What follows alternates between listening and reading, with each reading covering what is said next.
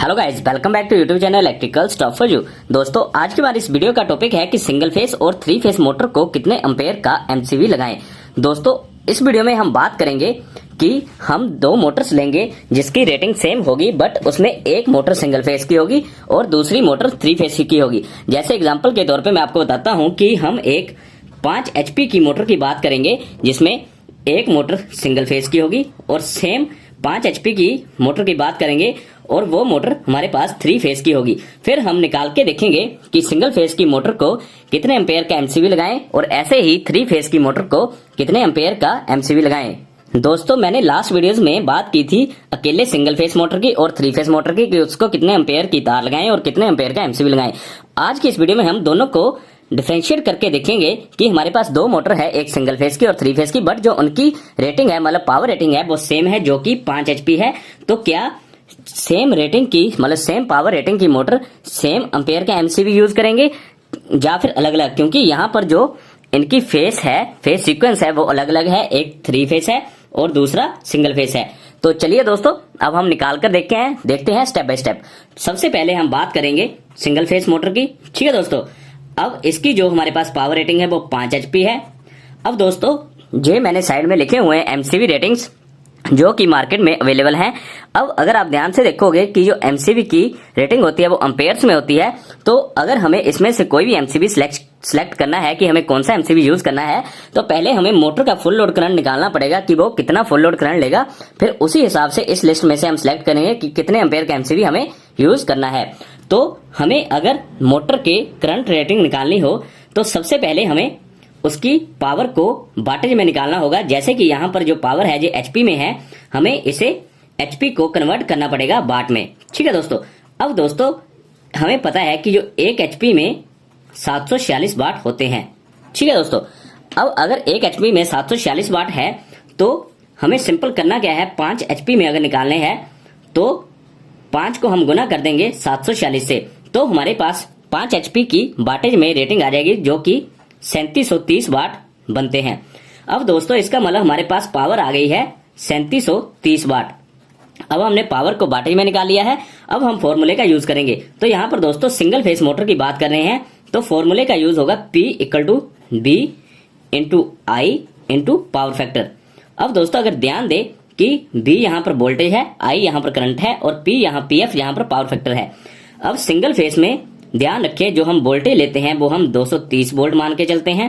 Current हमें find out करना है और जो हमारा पावर फैक्टर होता है ये हम 0.8 ही स्टैंडर्ड मान के चलते हैं, फिर चाहे सिंगल फेस की मोटर हो चाहे 3 फेस की मोटर हो। अब दोस्तों हम इस फॉर्मूले का यूज करेंगे P = BI × पावर फैक्टर। तो यहां से अगर I निकालना है तो ये हमारे पास आ जाएगा P / V × पावर फैक्टर। अब यहाँ पर जो P है जो पावर है, तो अगर हम इस फॉर्मूले में वैल्यूज डालेंगे तो P यहाँ पर 3730 वाट है तो ये आ जाएगा 3730 भाग B यहाँ पर वोल्टेज है 230 और PF यहाँ पर पावर फैक्टर है जो कि 0.8 आएगा। ठीक है दोस्तों, अब दोस्तों जब हम इसे कैलकुलेट करेंगे तो ये हमारे पास आ जाता है 3730 भाग, जब हम नीचे वाले न्यूमेरिकल वैल्यू को कैलकुलेट करेंगे तो ये हमारे पास 184 आ जाता है। अब फिर से अगर हम इसे कैलकुलेट करेंगे तो ये आ गया 20.27 एम्पेयर। अब दोस्तों इसका मतलब ये हुआ कि जो हमारी एक 5 HP की मोटर है वो फुल लोड करंट लेती है 20.27 एम्पेयर।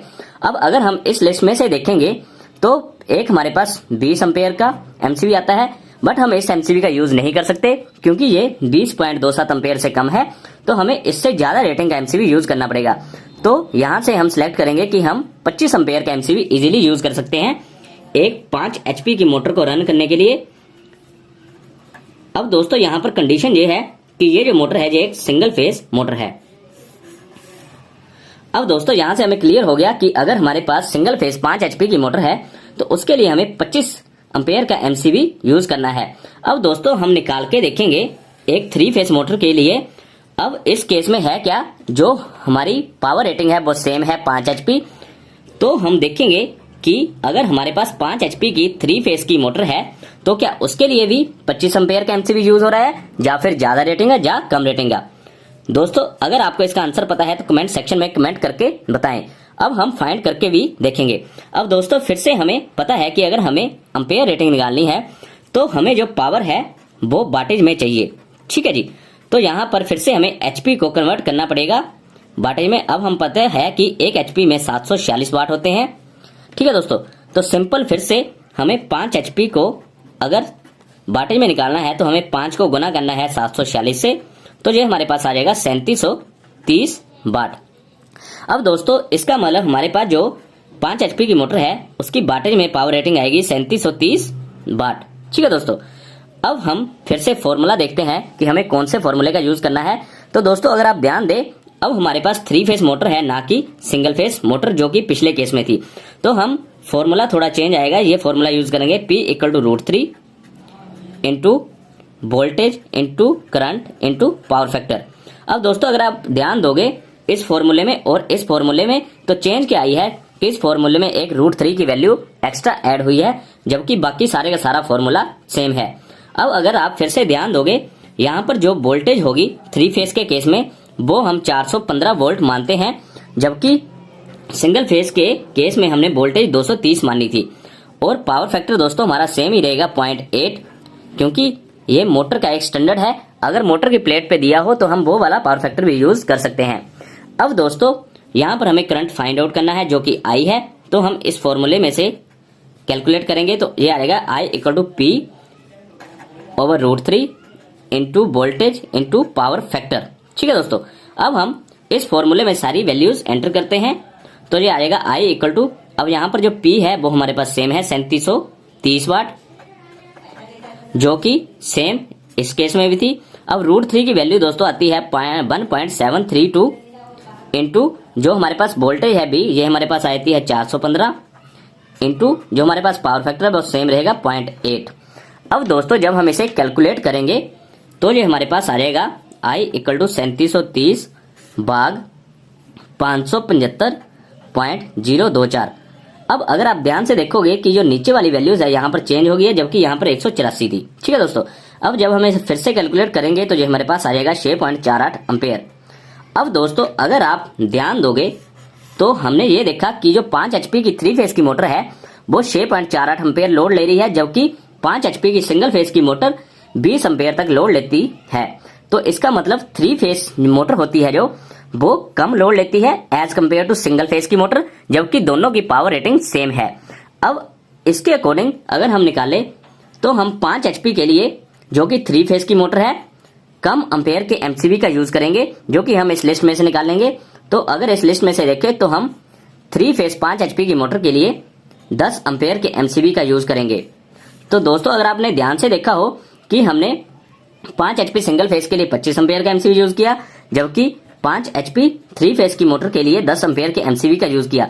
तो इसका मतलब यहाँ से हमें इजीली बचत होगी, क्योंकि हमारे लिए जो एमसीबी है वो कम रेटिंग का यूज करना पड़ा 3 फेस की मोटर के लिए। और ऐसे ही हम अगर वायर्स का देखें तो हमें वायर भी कम साइज की यूज करनी पड़ेगी 3 फेस की मोटर के लिए as compare to single phase motor. दोस्तों वायर्स के लिए मैं नेक्स्ट वीडियो बनाऊंगा, जिसमें हम ऐसे ही कंपैरेटिव स्टेटमेंट बनाएंगे कि सिंगल फेस और 3 फेस की मोटर के लिए कितने एमएम की तार का यूज करना है, और उसमें हम सेम पावर रेटिंग की बात करेंगे। मतलब जो हमारी मोटर की पावर रेटिंग होगी वो सेम होगी, जैसे यहाँ पर 5 एचपी थी दोनों केस में। ठीक है दोस्तों, तो दोस्तों आई होप आपको क्लियर हुआ होगा कि सिंगल फेस और 3 फेस मोटर में क्या क्या डिफरेंस आते हैं, फिर चाहे आपकी जो पावर रेटिंग हो वो सेम हो दोनों मोटर्स की। तो दोस्तों अगर आपको जो वीडियो यूजफुल लगी हो तो इसे लाइक और शेयर जरूर करें, और ऐसी और वीडियोस के लिए मेरे चैनल को सब्सक्राइब जरूर कर लें। Thank you guys.